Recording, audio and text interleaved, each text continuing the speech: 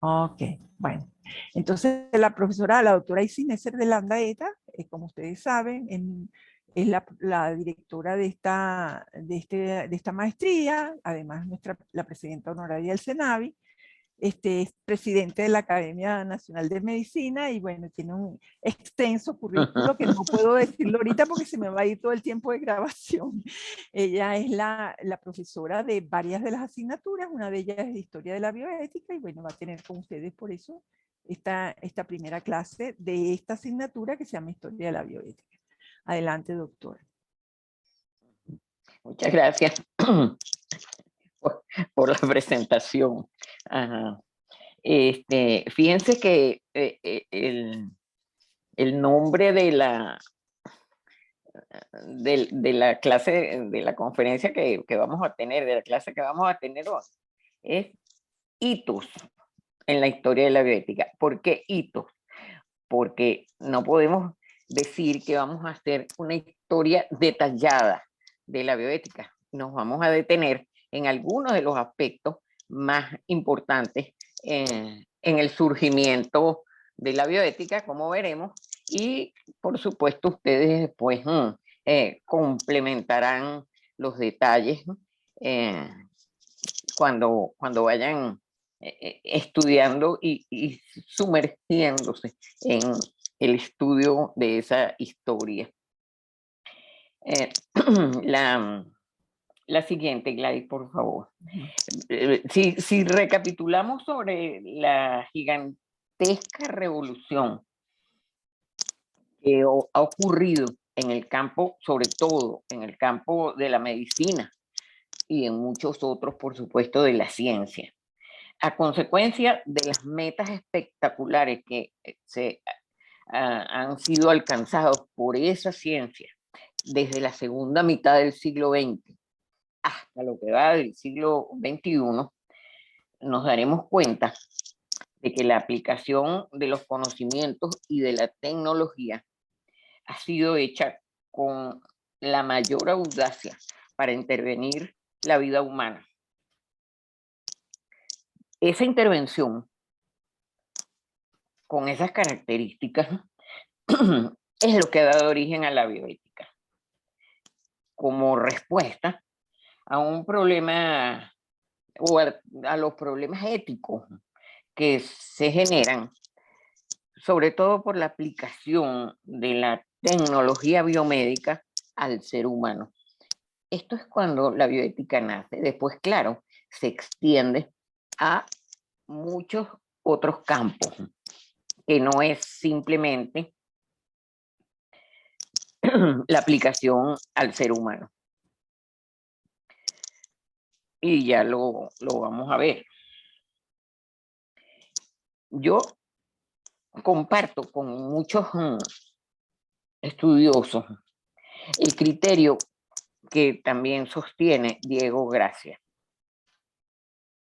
que es que debemos a los antiguos griegos los fundamentos de esa moral racional o filosófica.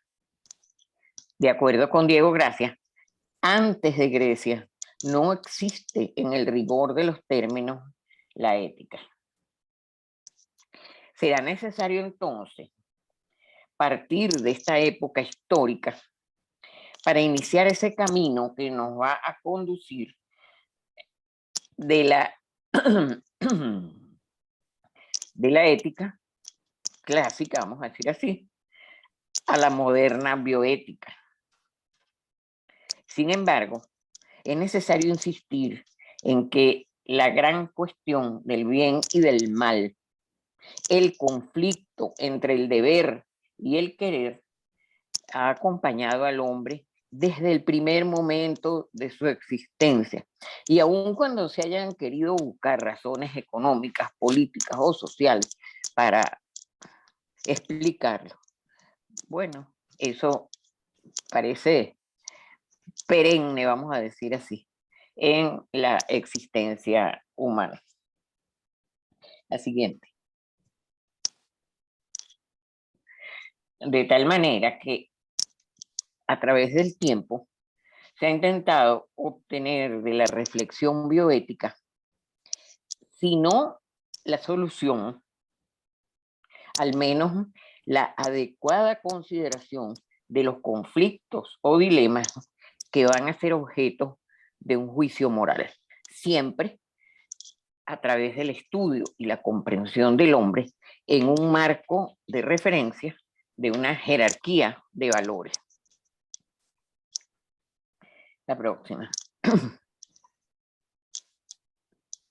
En nuestra cultura occidental, en nuestra civilización occidental, podemos distinguir primariamente dos pilares, o como querramos llamar, dos vertientes, dos caminos para fundamentar la ética. El camino religioso, el camino metafísico. De acuerdo con el primero, el camino religioso, no habría moral sin religión, ya que la moral debería sentarse en los 10 mandamientos recibidos directamente de Dios. Pero la historia nos habla también de ese esfuerzo por explicar las funciones naturales de forma racional. Un esfuerzo que fue iniciado, vamos a decir así, por Tales, Anaximandro y Anaxímenes, habitantes de Mileto, durante la época estelar de la Magna Grecia. Son estos prácticamente los filósofos precursores.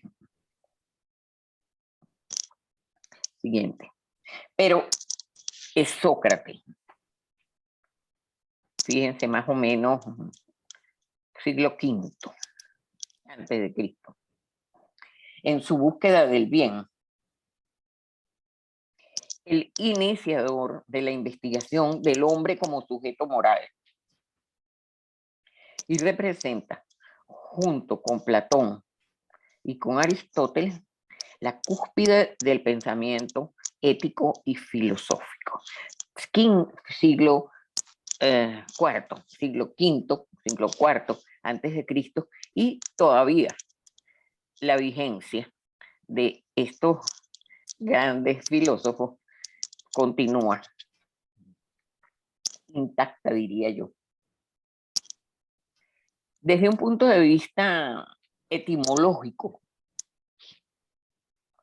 la palabra ética proviene de la raíz griega ethos, que significa uso, costumbre.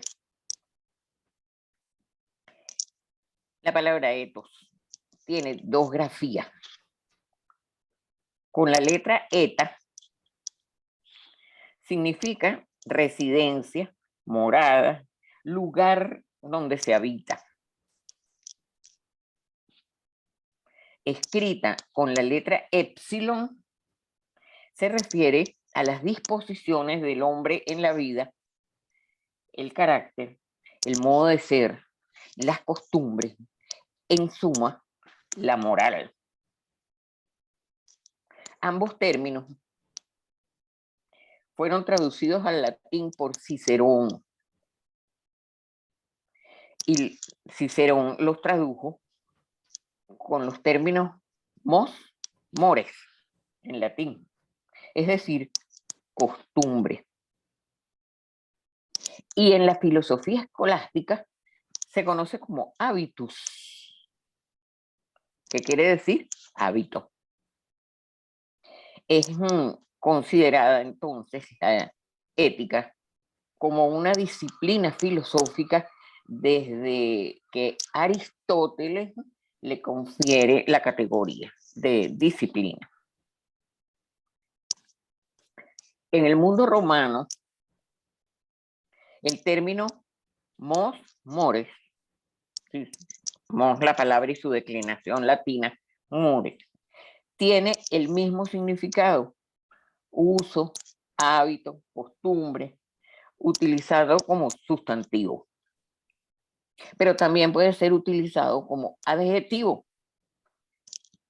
moral, como sustantivo la moral, como adjetivo moral que califica de buena una acción, que se lo aplicamos para calificar una acción.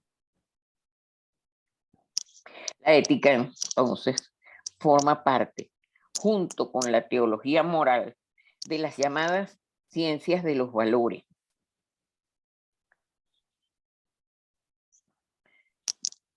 Que tienen un carácter filosófico, una formulación abstracta, y que proporciona la teoría sobre los actos morales y se ocupa del ideal, es decir, del deber ser.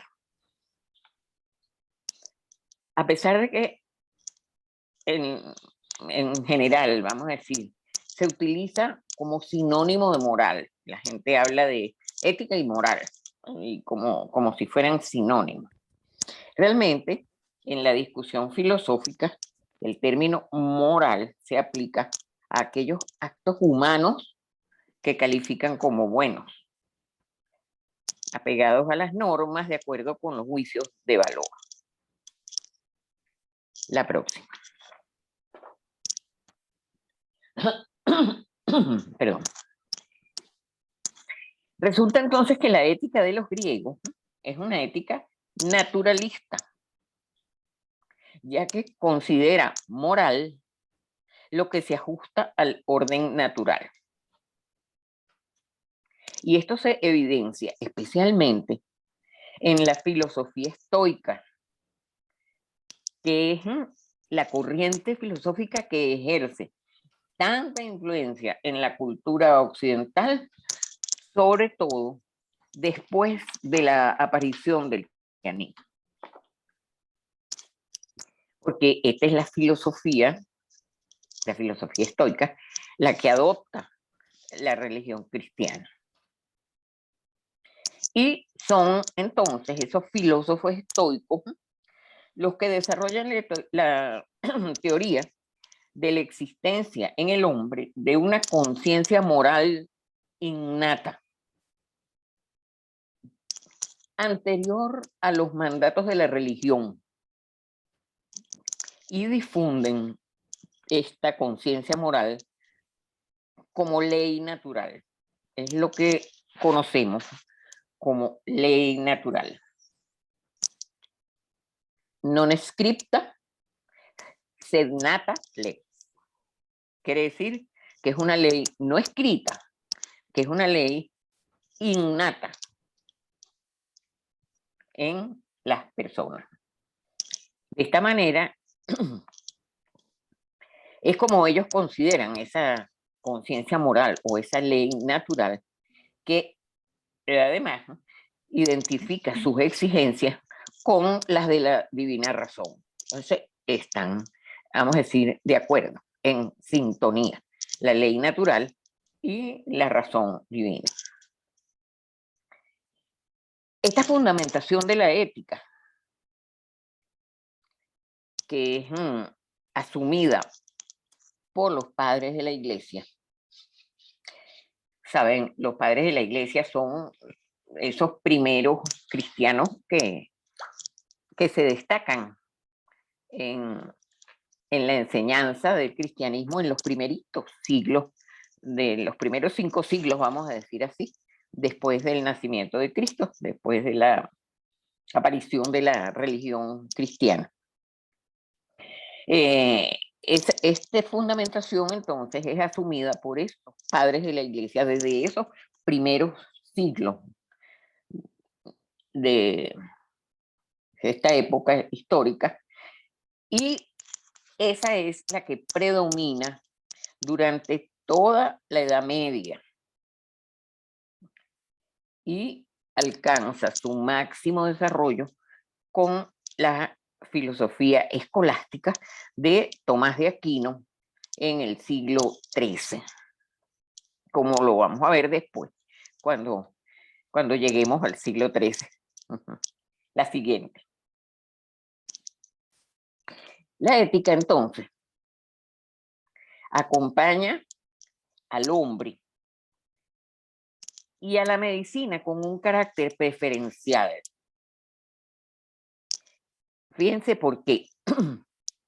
No solamente por la concepción griega de la virtud como armonía con la naturaleza, que es como los griegos consideraban la virtud. La virtud era la armonía con la naturaleza.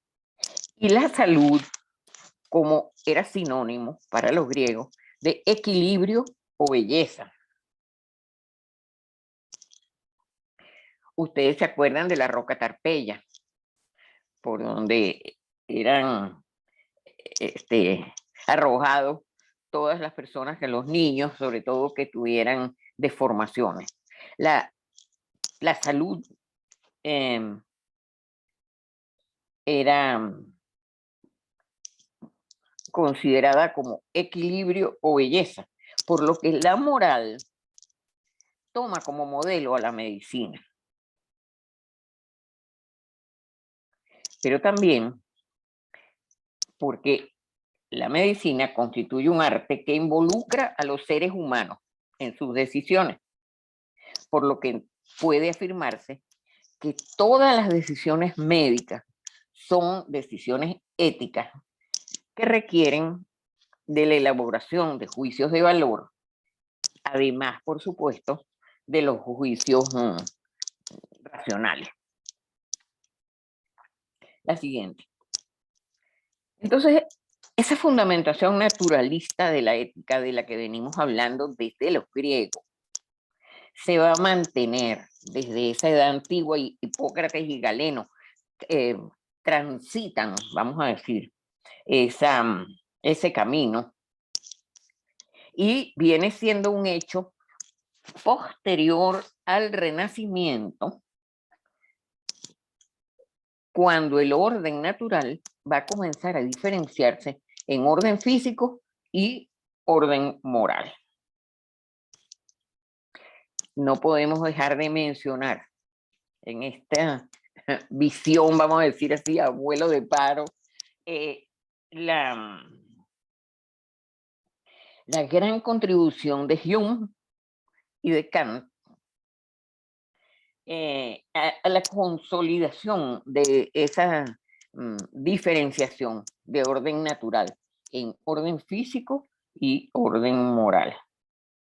Y en consecuencia, a la fundamentación epistemológica de esa filosofía y, por tanto, de la ética en ese momento. Y también hay que mencionar, muy a grosso modo, pues, la contribución de Adam Smith, que introduce la economía en el mundo de la ética, generando teorías económicas de una enorme importancia moral.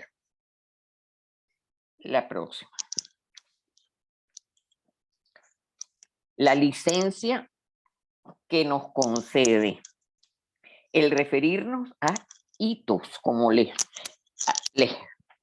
aclaré al comienzo, en la historia de la bioética, me permite estas referencias puntuales que persiguen el objetivo de intentar ofrecer una visión panorámica de esa ética que trata de dar respuesta a las cuestiones trascendentales que ocurren en la vida del hombre, y en este caso particular, en aquellas relacionadas con la práctica de la medicina, por las razones que ya fueron anotadas. La próxima.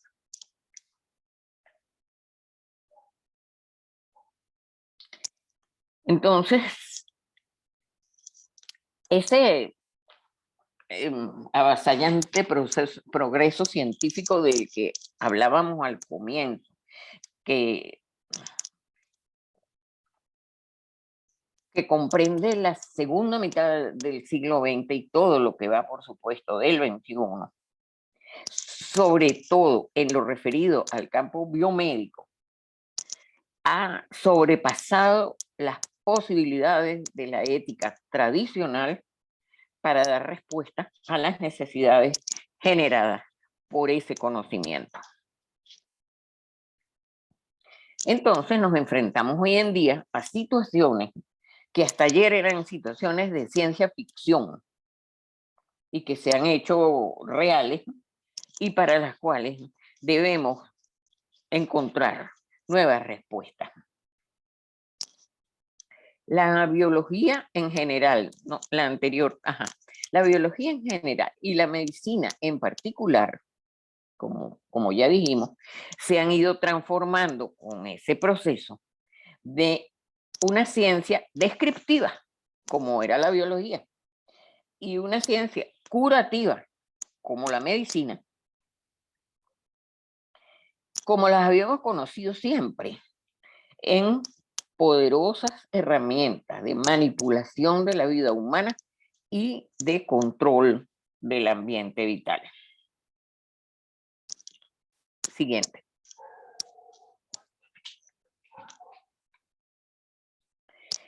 Casi hasta mediados del siglo XX, fíjense, desde finales más o menos del siglo XIX hasta los últimos años del siglo XX, del siglo XIX, perdón. El positivismo, la corriente filosófica positivista, dominaba el horizonte de la ciencia. Había excluido a las ciencias y a la biotecnología de esa discusión intelectual seria. La había excluido de la discusión ética. Se había alejado de la ética y la ética quedó entonces relegada a un campo filosófico. Pero para este momento,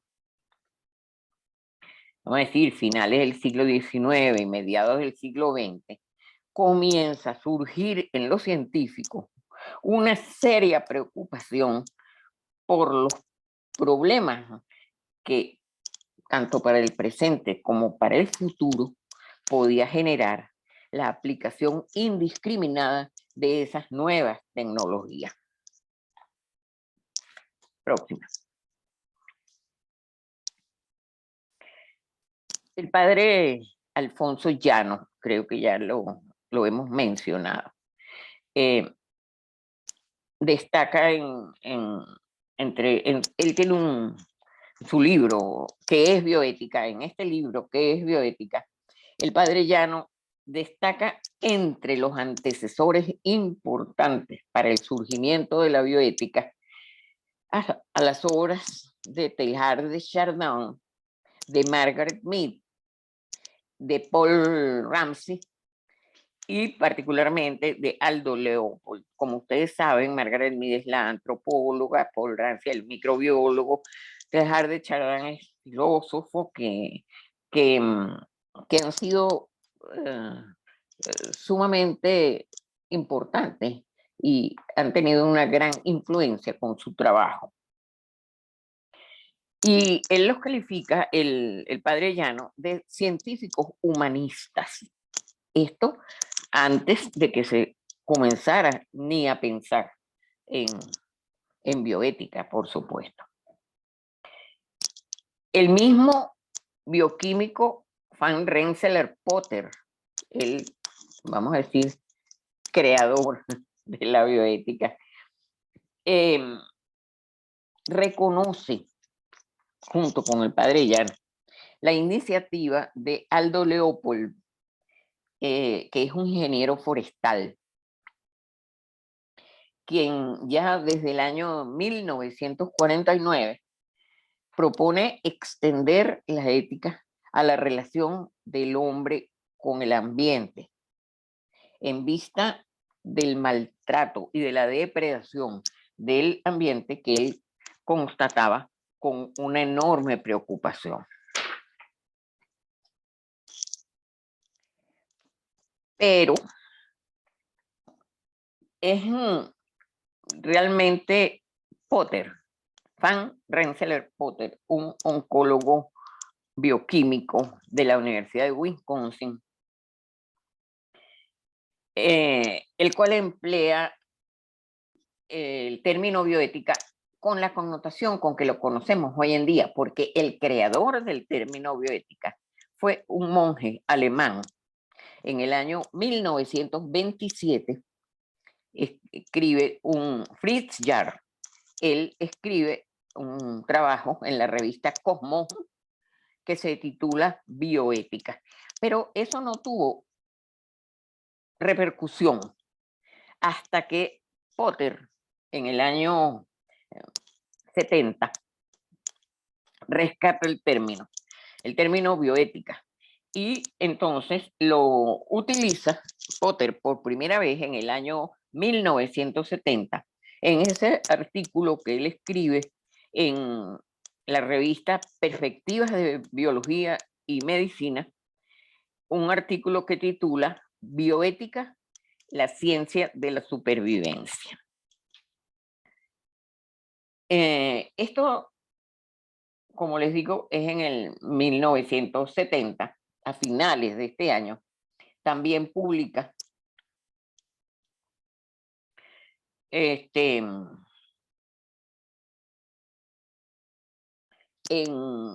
enero del 1971, publica su libro, Bioética, un puente hacia el futuro.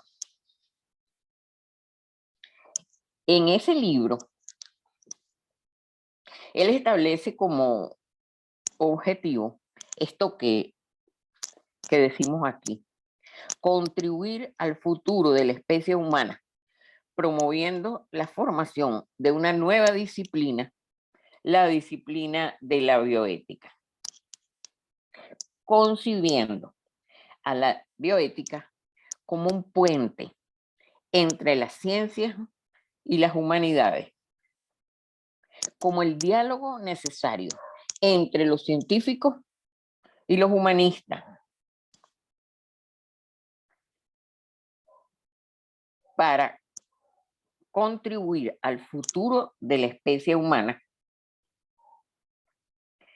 dándose origen a ese movimiento integrador, interdisciplinario, que considera en la discusión no solamente los hechos, sino los valores, con el lenguaje común que van a exigir como paradigma de una ciencia interdisciplinaria. Surge entonces la bioética. La próxima. Para el año 1978, fíjense, Potter publica su libro en el 71. En el 78 ya Warren Reich, de la Universidad de Georgetown, publica la primera enciclopedia de bioética. Esta ayuda entonces a formalizar el nombre y a establecer el carácter disciplinar de esa nueva interdisciplina que ha surgido. Y en esa enciclopedia, él define la bioética como el estudio sistemático de la conducta humana en el área de las ciencias de la vida y del cuidado de la salud, a la luz de los valores y de los principios morales. Esa es la definición de Reich, que está en esa primera edición de la enciclopedia de bioética. En esa enciclopedia hay un capítulo dedicado a la ética de los médicos en Latinoamérica, que fue redactado, ese capítulo, por el doctor Augusto León, nuestro profesor de clínica médica, fundador de CENAVI y paladín, como veremos más tarde, de la ética primero y después de la bioética en Venezuela. En una edición más reciente, ya después del 78, hay una edición en el 95, en donde hay un cambio en la definición, y la definición de bioética es la siguiente: el estudio sistemático de las dimensiones morales de las ciencias de la vida y el cuidado de la salud, empleando una variedad de metodologías éticas en un espacio interdisciplinario. La próxima.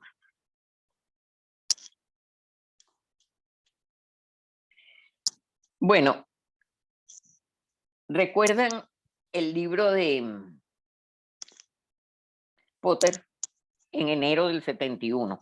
Tan pronto como en julio de ese mismo año, del 71, se abre sus puertas el primer centro de bioética, fundado en la Universidad de Georgetown, en Washington, bajo la dirección de Andrés Hellinger.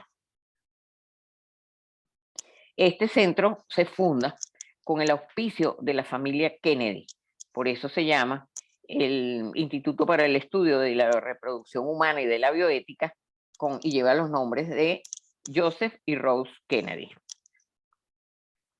Está dirigido por Hellinger y ha sido inspiración, este instituto, para el desarrollo de nuevos centros de bioética en todo el mundo.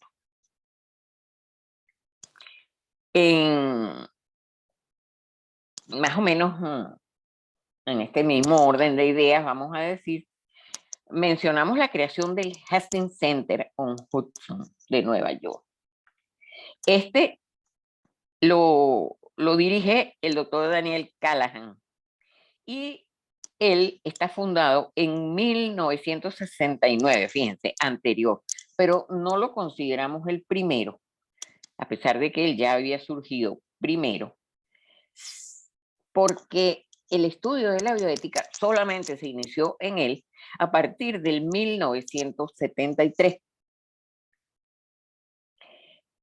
Y eso a raíz de un artículo que escribió el propio Callahan, que se llamó el artículo Bioética como disciplina, que era más bien crítico de la bioética, crítico de esa nueva disciplina.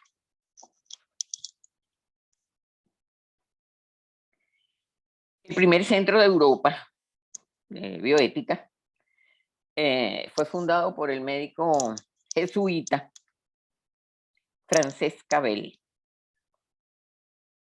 Él hizo estudios con Hellinger y lo funda con el nombre de Instituto Borja de Bioética, que está considerado como uno de los mejores centros de bioética en el mundo. Hoy en día, bueno, existen más de 500 centros en todo el mundo, más de 300 revistas especializadas en bioética. Se creó la Comisión de Bioética de la UNESCO y de muchas otras instituciones de repercusión mundial. Realmente llama la atención de los estudiosos de esta historia de la bioética el crecimiento y el desarrollo y la importancia de la bioética en el mundo entero, después que surge aquí en estos institutos de los Estados Unidos de los que estamos conversando ahorita. La próxima. Las publicaciones de bioética se han multiplicado inabarcablemente y vamos a decir que se supone que expresan unas características peculiares del posmodernismo ante el desencanto de la posmodernidad. Y vamos a hablar un poco más de eso más adelante.